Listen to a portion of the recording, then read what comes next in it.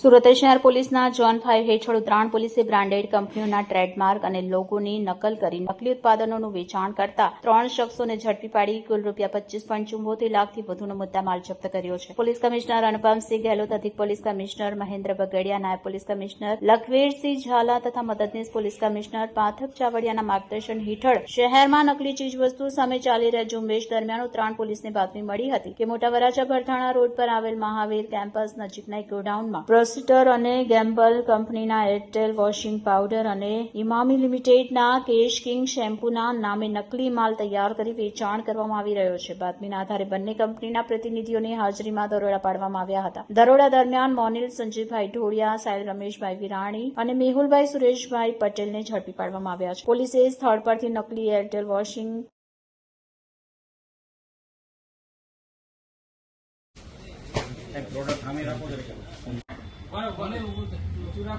32નો મુદ્દામાલ કબજે કર્યો છે. તપાસ દરમિયાન બહાર આવ્યું છે કે આરોપીઓ સસ્તા માલને બ્રાન્ડેડ કંપનીઓના નામ અને લોગો સાથે પેક કરી ઓનલાઈન પ્લેટફોર્મ મારફત વેચાણ કરી ગ્રાહકોને છેતરતા હતા. આ અંગે ઉત્તરાયણ પોલીસ સ્ટેશનમાં ભારતીય ન્યાય સંહિતા 2023ની કલમ 318(2), 346, 347 તેમજ કોપીરાઇટ એક્ટ 1957ની કલમ 63, 65 અને ટ્રેડમાર્ક એક્ટ 1999ની કલમ 103, 104 હેઠળ ગુનો નોંધી વધુ તપાસ હાથ ધરવામાં આવી છે. આ સમગ્ર કાર્યવાહી સિનિયર પોલીસ ઇન્સ્પેક્ટર HR ગોસ્વામીના માર્ગદર્શન હેઠળ police sub inspector NB Baldania અને સર્વેલન્સ સ્ટાફ દ્વારા સફળતાપૂર્વક પાર પાડવામાં આવી છે.